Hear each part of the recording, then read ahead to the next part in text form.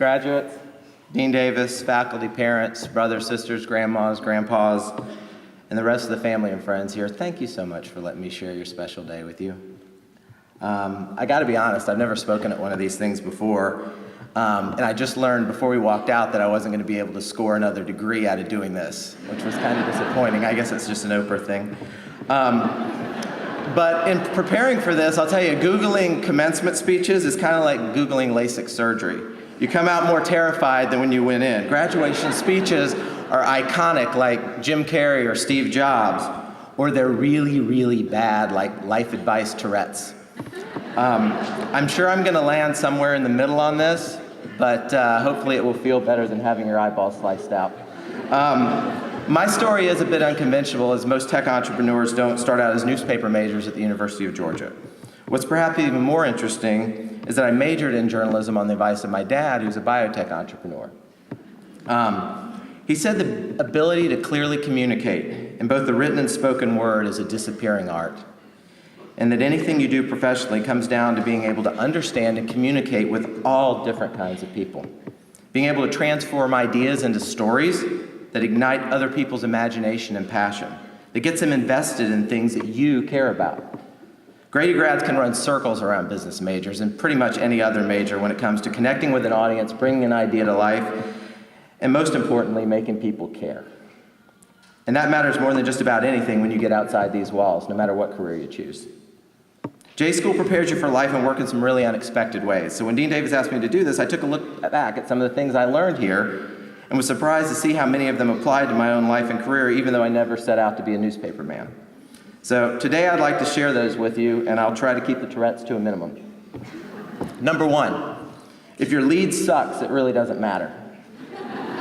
It's the quintessential rule of news reporting, but it turns out it's helped me immensely in my life as an entrepreneur as well. One of the companies I co-founded is called Kabbage, and our business in a nutshell allows small businesses to get capital, much needed capital, online almost instantly. To date, we've raised over $100 million, and I'll tell you this, the first round of financing we raised was $1.5 million. It took us over 18 months to do it, which is a long time. And it was incredibly hard because we had nothing but an idea. Most days we pitched to blank stares across a table, and I'm pretty sure I saw one guy fall asleep. It was pretty awful. And then one day another entrepreneur friend of mine introduced me to a storyteller working in the startup space. She told us to stop pitching and start telling a story. And so we threw out our boring and hideous, I might add, PowerPoint deck and crammed with text and overhyped stats, and nobody could process, and we started leading with a story about Bill, a small business owner who can't get a fair shake from Rich, the stereotypical big bad banker, who only sees Bill as a credit score. We told it with cartoons and we told it with heart. And after the audience cared about Bill, only then did we start showing how many Bills there are out there.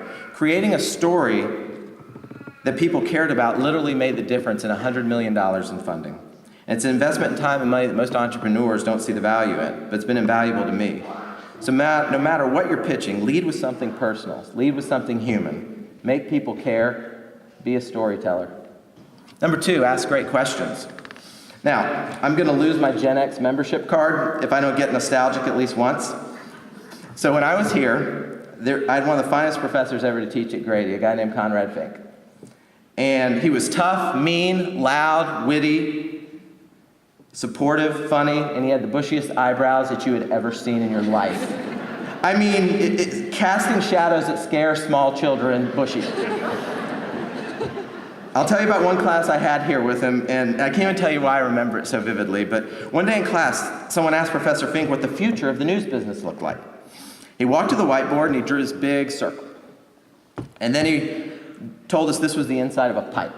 And then he drew these little filled-in circles inside the big circle. He said these are little pipes. And he said one day everything we needed would be brought in our homes and devices on those pipes, and it would come in fast. He told of a day in the future when we would chat with a snap. He didn't really say that. But he was right about the rest of it. And the internet has fundamentally transformed the news business in ways no one, not even Conrad Fink, could have imagined. But predictions aren't really the point. Asking the right questions is the point. That question in the whiteboard drawings that answered it shaped and ignited my imagination and would ultimately become my career path. Questions create businesses and careers. At Kabbage, we've asked what would happen if you combined two completely dissimilar businesses, a bank and eBay.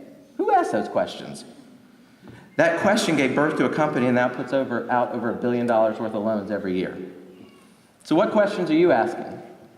Any of us can make predictions about the future. I can tell you the pipes I see on the whiteboard right now. Blurred lines between mobile devices and wearable computing in the next 10 years will be astonishing. Electric self-driving cars could radically change the physical infrastructure of the country. My daughter Lily down there is 10 years old. She certainly will want to drive when she turns 16. But what happens when her kids turn 16? I really wonder if my daughter's daughter will have to learn to drive at all. Will she get the chance to meet a date at a coffee shop or a football game? As a dad, I can only have faith that we've evolved beyond swiping right by the time my kids get into college. But I don't know. More than anything, I'm just curious to see how it all shakes out. That's something that we have in common, you and me. Everyone graduating from this school has a natural curiosity. Follow it. Ask great questions. Don't waste time trying to look smarter than you are. You don't have to have all the answers. Just focus on asking really great questions. Number 3, create your own nut graph. Do you guys really still say that? Is that still a thing? No? Yeah. He thought it was. When I got out of here, my dad said something else that sticks with me today, and honestly, many of my friends' parents were flat horrified with it. I will get stuff thrown at me when I say it. He said, don't get a job, find a deal. Now, while starting companies is definitely the context that I took this in, it applies to everyone. Don't get a job, find a deal. What's your deal? What's your unique voice and path? Write it down, create your own net graph and follow it. What's most important? You are.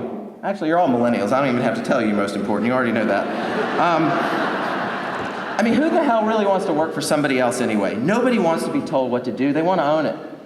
Sure, you're going to have a boss, an editor, a client, a publisher, an investor. We are all accountable to somebody. But no matter what career path you embark on after you leave here, you don't work for them. You work for you. You work for the betterment of yourself. So don't get a job. Find your deal. Number 4, you're only as good as your sources. When you're getting a job, don't just think you're getting a job. Think you're getting keys to the whole damn building. It's not enough to connect with your boss or your immediate team. You need to make connections with people on the other side of the office. Talk to people in the break ground. Find out the person who's in charge of that thing that you care about and make time to go meet with them. Introduce yourself, offer to help, buy somebody a cup of coffee. Always be looking for new and better sources that can expose you to different aspects of the business.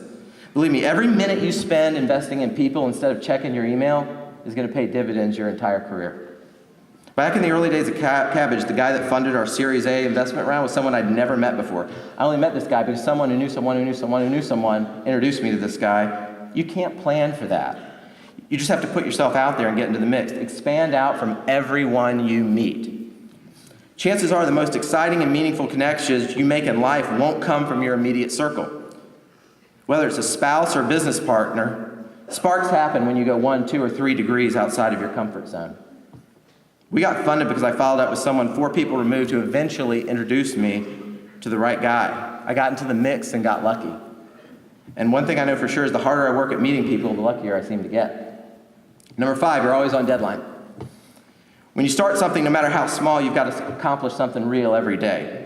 Sounds obvious, but a lot of people don't do it. Constant movement and progress is what separates startups that make it from those that don't in those early fragile times. And business and in life, decisions will get you stuck in the mud faster than anything else. There are a million things you need to figure out to start a business or a new career, and there's simply never enough time to put the required amount of thought into all of them. Make decisions and move on. You often do more damage waiting than making the wrong decision and fixing it later. My friends, perfect is the enemy of done. Number 6, learn how to interview. I always tell this to my team in Atlanta. The woodpeckers inside the boat can do more damage than the storm outside. All the competitors, outside business forces, and economic downturns combined cannot do the damage of a few toxic employees. That's why culture and team are my single biggest focus and why interviewing is so important. A candidate might be great at marketing and sales, But if they're too self-absorbed to empty the dishwasher, we don't want them. That said, at Kabbage and Roadie, I interview everybody, regardless of position, before they're hired. And I ask some pretty non-standard questions, and the same one of everyone that goes through the door. What's the worst decision you've ever made?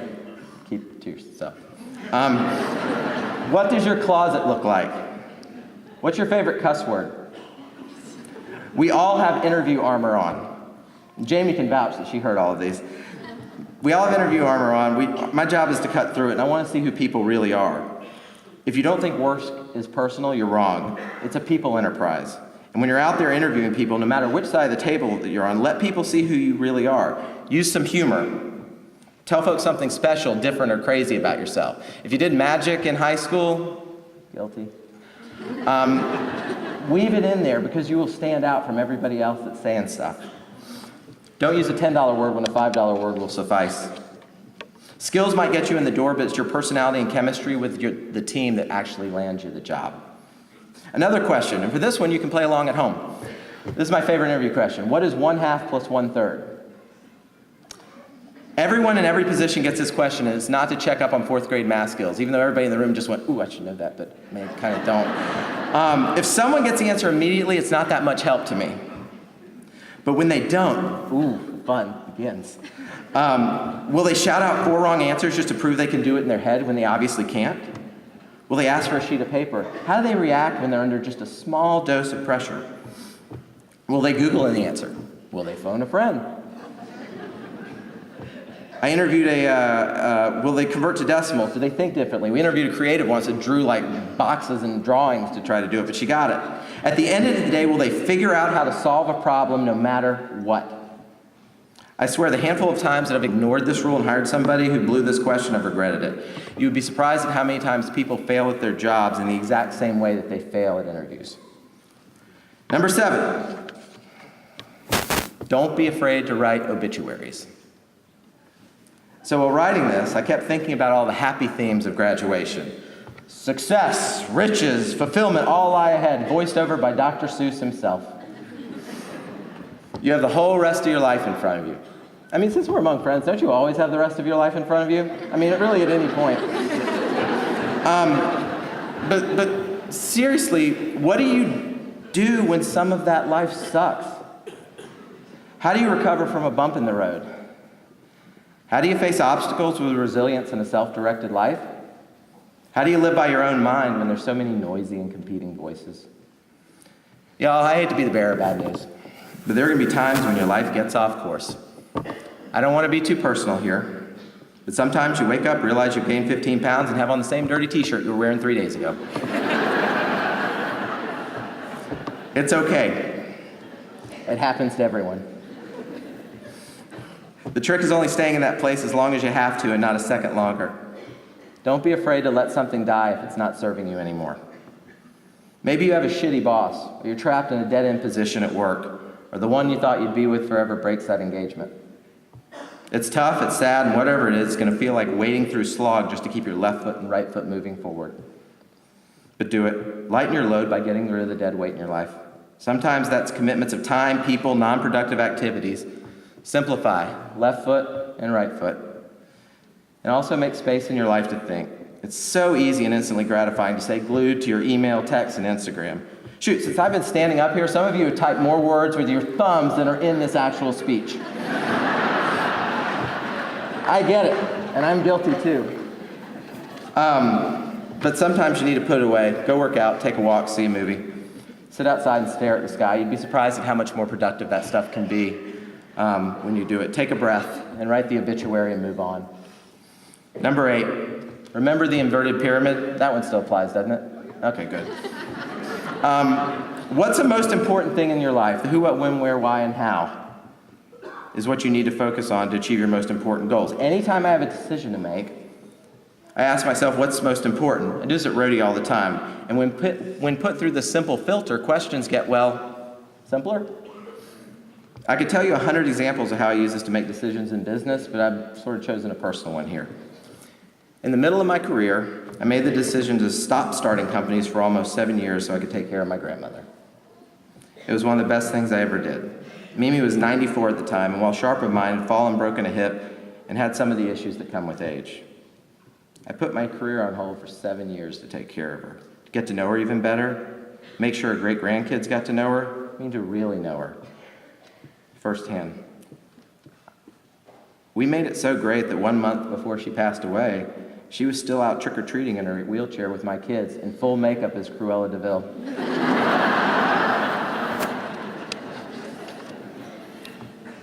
When she passed away at the age of 100, I was very sad but completely filled up that I'd spent my time wisely.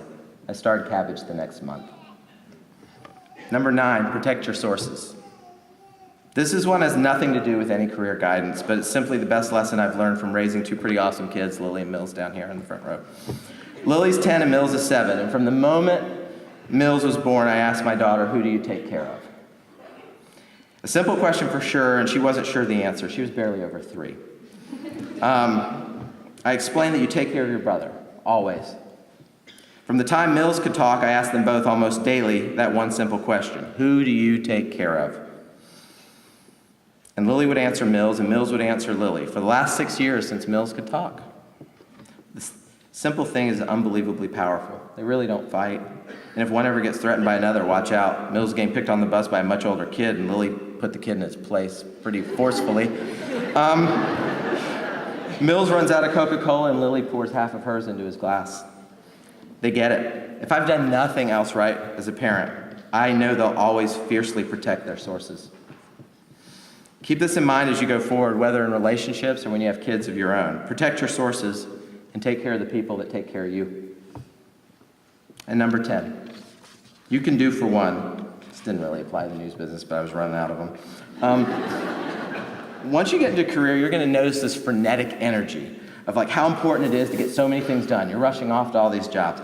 And there's never time to do everything, and sometimes it's even hard to pull your head up to see if what you're doing really even matters as much as you think it does. As a tech entrepreneur, I always have like 19 plates spinning at once. But I try to slow things down from time to time. An example, when we announced Roadie, we were inundated, and I was probably tallying 500 emails a day, plus all these calls. And I heard a customer service rep talking to someone that called in. It was very uncomfortable giving his driver's license and his insurance to us, and asked to talk to me since I was the guy he was seeing on TV and all the press articles. He said, well, I don't think Mark could talk to you, but let me talk to him. I heard this story, in the office. I got up and asked what the story was, and I got the guy's number and I called him. I made him feel comfortable that there were people here he could get a hold of because he's doing us the service of trying out our brand new business. Now, could I have talked to everyone that called in? No, impossible. But I could do for one. Andy Stanley's a pretty famous pastor down in Atlanta. He tells a similar story.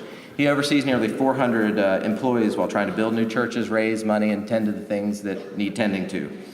And he got an email from an assistant complaining that she really needed a paper cutter because one of the ones on the other side of the office building, and the one she has just isn't doing the job.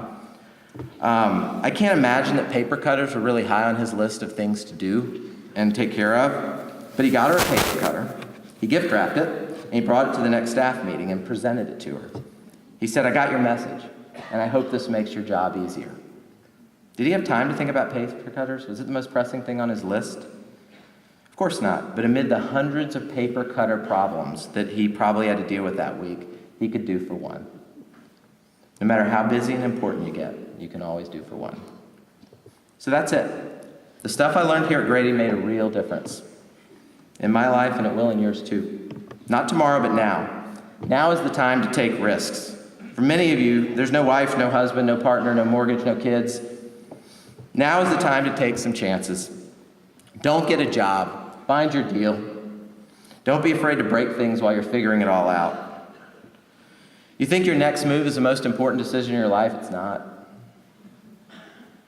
It's getting to play in a live lab. Nobody's entrusting you to captain the whole ship, so please just have some fun on the deck. Just don't be a woodpecker. Congratulations again to you all.